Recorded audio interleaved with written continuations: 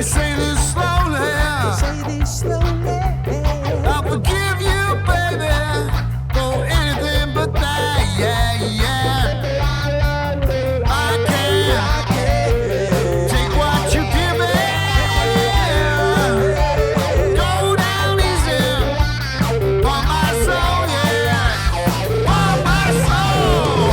I'll find out what you got in a way.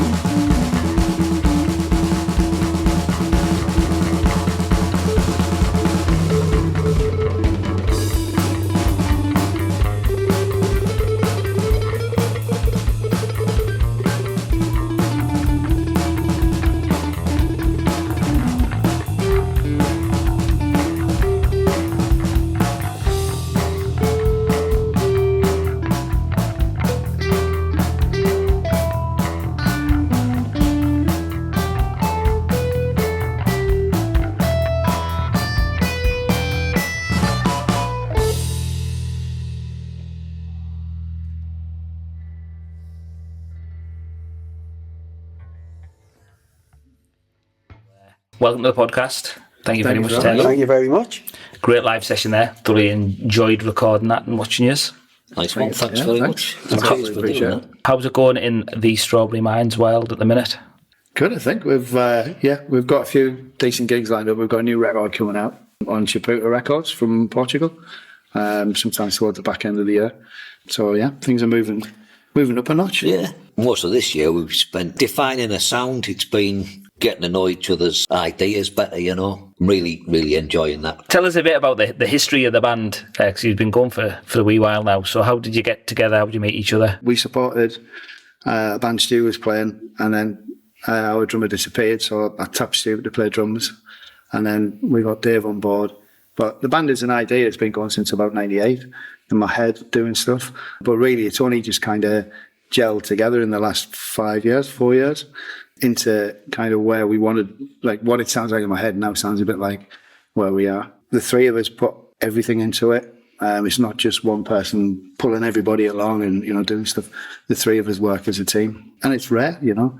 I think that happened. You've all kind of been around the scene, the music scene, doing music for a while now. So can you just tell us a bit about what you've done and how you got to the point of being in this band? Dave's probably the most interesting one to listen to. I don't know. I picked up guitars at 14, and that was my safety, shield of life, you know. You can get your views out there without scrapping and all of that. You can get it out through your music. I joined my first band, a youngster, about 1990, probably 94. I joined my first serious band. A bunch of mates. We jammed way back in 1990, and then a band called Jarvis Humby, just Teesside lads, a couple of lads I was at school with. We did all right there. It was, 60s garagey stuff, typical frictions, sometimes 4 people pulling in different directions at the end of it. You think you can escape music and playing live and writing stuff together, but... It's like a drug, isn't it? Well, yeah, show me a more addictive drug and I'll show you you're wrong. Yeah. It's music. That's life. That's therapy. I started playing in 88, I think. Eddie, who helped run Shy Band Records, gave me a bass because they needed a bass player. So he lent me a Westone Thunder 1 bass to learn to play on. And I worked out where the notes were, and I worked out that if he played G on the guitar, then I was there on the bass, and that's kind of how I've learned to play. So did that. 23rd Spiral with Mark and Alan, bless him, and Peter, and that was heavy psychedelic kind of loop sort of stuff, and then quite a few other bits here and there. And I've already had the idea for the Strawberry Mind from being a kid before I could play. So that's always kind of been ticking away in the background. And we're kind of where we are now, you know, sort of garage, Paisley Underground a little bit, with a bit of psychedelic soul sprinkled on the top. In my head. In your head. Outside my head, it just sounds like three blokes making a noise. Does what you do or what you have done through sort of adulting had any impact on how you create music and how you approach the creative thing? I work in recruitment, so all I have to do is talk to people all day. I'm not scared of speaking to people and talking to people and sort of venues, you know, record labels even. That kind of thing probably comes into a little bit. As far as adulting and stuff like that, I think we are where we are now. I think if we'd met as a band 20 years ago, it wouldn't work. And I think we've kind of come together at the right time for all of us, and that's why it works so well. And I think genuinely there's reasons behind where, you know, I think people do meet and timing, and, you know, you meet at the right time for the right things. Unless you've been really lucky or extremely talented or a mixture of the two combined, then generally you've got to get a job. You've got to, you know, look after your family. You've got to look after your parents. You've got to look after your kids. You've got to look after the cat. You've got to feed everyone. You've got to do all that sort of stuff. And then you get the chance to play your music or do your music as a release from that. And I think sometimes the more hassly and stressy and everything else your job is, the more precious those moments are. So the more you make of them. And I think that's something that comes with like age and experience and that sort of thing. My outside music life has a bearing on what I do in music in that respect. You've got more to write about, haven't you? Really? You have, yeah. Not so much the angry young man. It's grumpy old. Yes. Yeah. Slightly riled middle-aged bloke, you know. Riled of ripping. Yeah. Travel a reasonable bit with me job, project development for industrial infrastructure projects, but I did that and got the qualifications I needed when one of my previous bands, we all were really flying high. We're out in the States, and which record deal do we sign? We obviously signed the bum one and didn't make a penny, you know. I think I've made about 20 quid and yeah, probably sold quite a few songs, but it was nice having that. Not so much like a greedy business mind, but hang on, if we're doing this, let's set up PRS and write our songs and the music together. We always 33%, doesn't matter, and a third goes into the pot, and our names go up there. Everything we do, there's nothing like that. You get tough times in life. This is therapy. It's the best therapy ever. Is getting in a room, sitting down with the chaps, and getting ripped into it. It's one of those bands which quite rare to get because I've done it in other bands and it's never been there. You say about, you know, your mojo rising, everything just drops away, and without wanting to sound like a knob, the universe brings people together for the right reasons at the right time. That's my philosophy, and that happened there, and you know, for me, it was just perfect. I should have stuck in at school. Yeah, I mean, but you know, I do all right, like, you know, but it's always manual labour for me, like, you know, so, you know, continuing my drum, I like hitting things. I do have to hit a lot of bits of metal with a hammer these days. Life's full of peaks and troughs, isn't it? Aye. So you've got to go with the flow, I suppose. There's loads of cliches going about. Cliche. I've got a bookie with You need the blue sky thinking, don't Get you? on with it, you know. Get the envelope pushed. I'll tell you what, let's run up the flagpole and see who's selling. When you got boots on the ground and that. Oh, That's the thing, like, where there's been in a couple of covers bands, you know, covers bands are all right to get your gigs, but there isn't that satisfaction in making your own music. There's nothing like that satisfaction. Seeing people just move into your stuff that you've done, you know, it's crazy, isn't it? without originals, there would be no covers bands, so we just want to crack on, keep writing them, keep them fed. that's it, right? Someone's got to look after them. Well, I know yourself, Paul, you've been involved in this place in the studio. So how's that fitting with being in a band? Has that given you any sort of different perspective? I'm a trustee of the studio, and the upstairs bit, which is the recording and the practice rooms and everything, is my side. That is my remit. So I found it really good. Being in bands for the last 30, 40 years, when you got some of the kids from the rock school downstairs forming bands and coming up, and even things like telling them to put the lead through the strap So it doesn't come out when they turn around and stand on that. Even daft little things like that, they're like, oh, that's a great idea. That little kind of spark moment when the music that they're doing works, it's worth millions. It really is. It's really, really good. And we've got such a good support network and community in Hartlepool, especially, and in the studio for them to develop and nurture.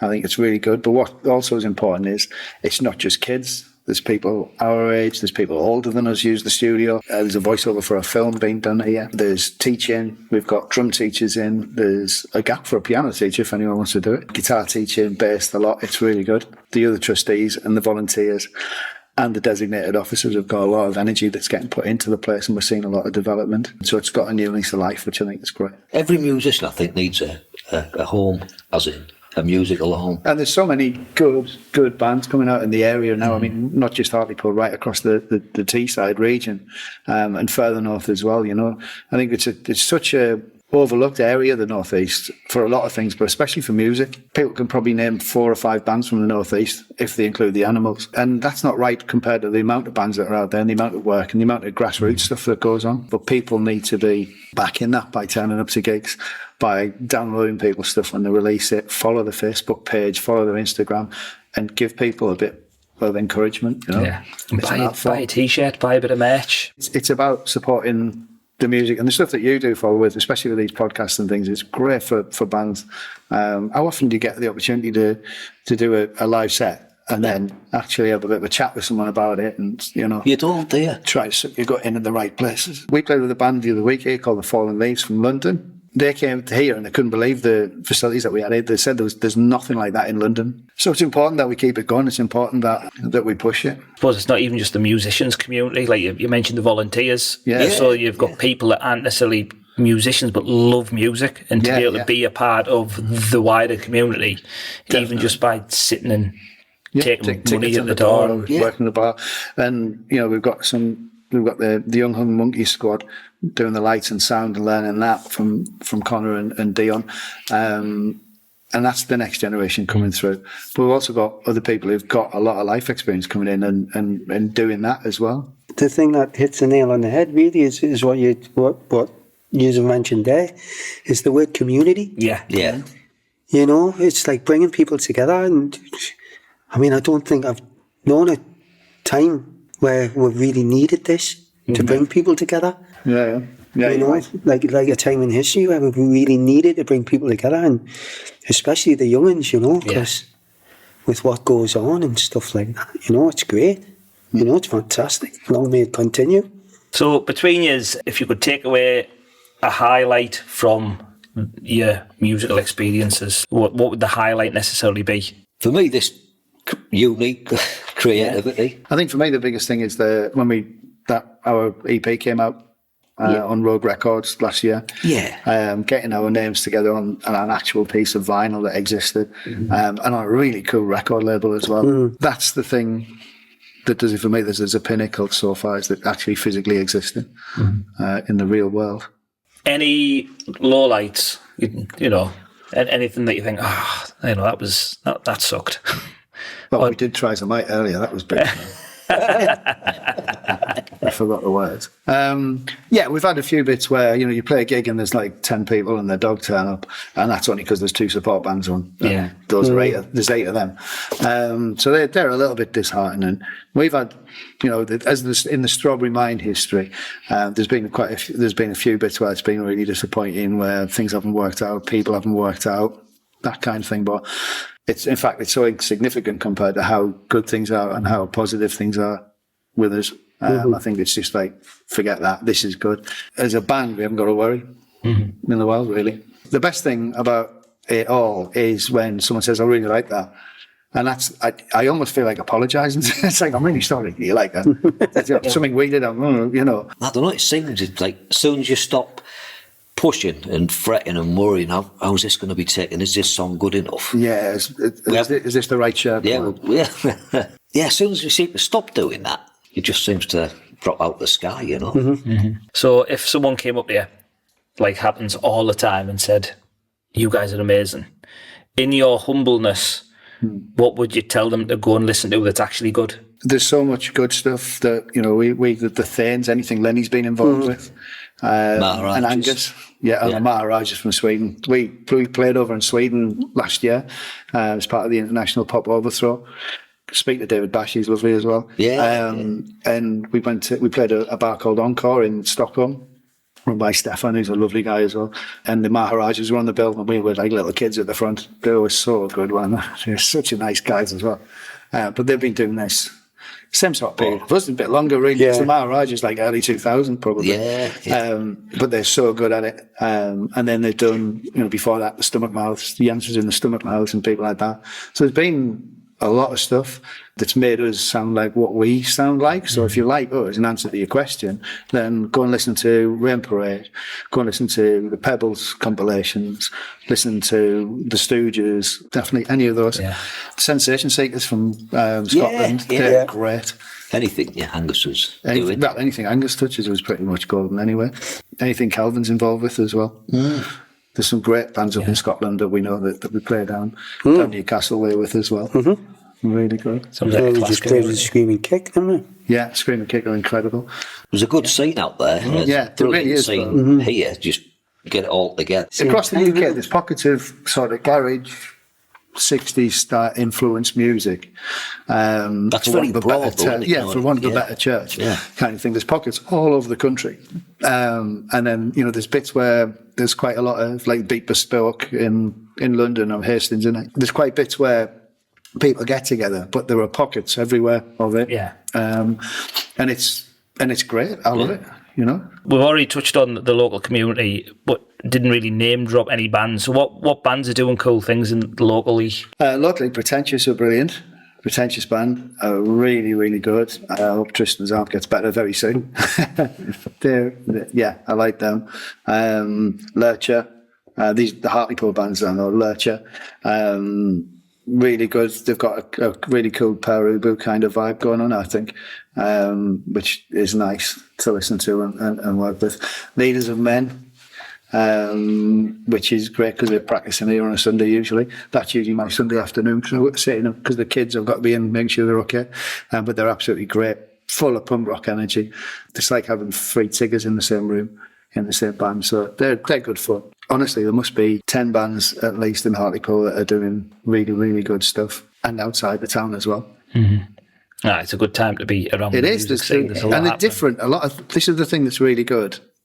You can go and see Ovulating Cadaver with Liam in, and they're really proper, top of the range, heavy thrash, metal, death, gloom, whatever genre they decide to be. I can't even remember which one it is. There's that many different subdivisions of metal. And if you get it wrong, I'm not a metaler. Apologies. But you've got them, and then you've got Charlotte Grayson doing acoustic stuff. And then you've got Leaders of Men being, 1978 punk rock, jump up and down, oi kind of stuff. And then you've got Pretentious bands who've got a new life on grunge, I think. And they've got that syncopation that's just incredible. And then you've got, Lurch's Stream of Consciousness and a kind of avant-garde kind of feel to what they're doing. And then you've got us dredging up your dad's record collection. Serial Ball Records up in Sunderland. They put out some great stuff. And Onlooker is super good. Super, super good. And technically garage. It's a take on garage that is different to what we do. Yeah. But the thing with Onlooker is they're all excellent musicians without trying. Yeah. Bastards. I hear that. Honestly. Some people have got it. We haven't. Yeah, when people say, what do you sound like? You sound like the Kinks with a talent bypass. Yeah. Right? It wouldn't be garage otherwise, would it? No, exactly. That's the whole point. Mucky, it's got to be mucky. So what advice would you give to the younger bands that are starting out? Keep going. Don't sweat it. Yeah. Genuinely. Trust no one. Yeah.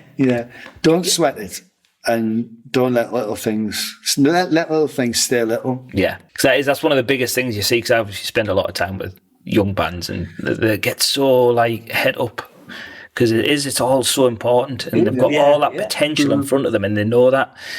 But yeah, if you keep the little things little and focus on the real deal of creating good music that you're happy with, the rest of it's... Yeah. That's exactly it, yeah. Spend the time on your songs, getting them right, and don't try to rush it. You know, if you do go too early, it's a tough old marketplace, venues and stuff out there. Just take a bit of extra time. And if you see any of us old boys pottering around, more than welcome for a gig, absolutely. We'll do all we can to support. I remember scratching round as a youngster. Singing through guitar amps. Yeah. Breaking them. Yeah, because nobody had a PA, so who's got the loudest amp, right? That's the vocals through that. So what's next for the band? We're off to the Cavern. In a couple of weeks, we're playing the International Pop Overthrow this year, but we play the Cavern and the Cavern Club. It's really good fun. We've done it for the last few, haven't we? And it's been great. It's like they do like a full week's festival down there, and the bands from all over the world come and play. And you get to play in the Cavern, which is quite a cool thing. Yeah. Well, we've got a sort of those 100 ideas. Yeah, we've got probably about 4 albums worth of stuff. We've got that, and then there's a record coming out, as I say, on Saputo Records towards the back end of the year as well, single, which will be really exciting for us. And that's it, really. Yeah. And obviously this podcast coming out. Yeah. Aye, this podcast The highest of the accolades. Absolutely. Yeah, of course, aye. Top of the tree. Fantastic. But no, thank you very much for having us and listening to us and putting up with us. It's a pleasure. And our prima donna antics. Oh, it's all right. Yeah. It didn't take that long to count the M&Ms out. It was fine. It's okay. It's all good. But thank you for me cup. You're welcome. And me sticker. There was a purple M&M in there, but we'll keep quiet about it. I'm not coming back. Well, thank you very much. It's been a pleasure, and I look forward to catching you at your next gigs and stuff. Thank you very much. Thank you very much. Yes, Cheers, buddy. thank you.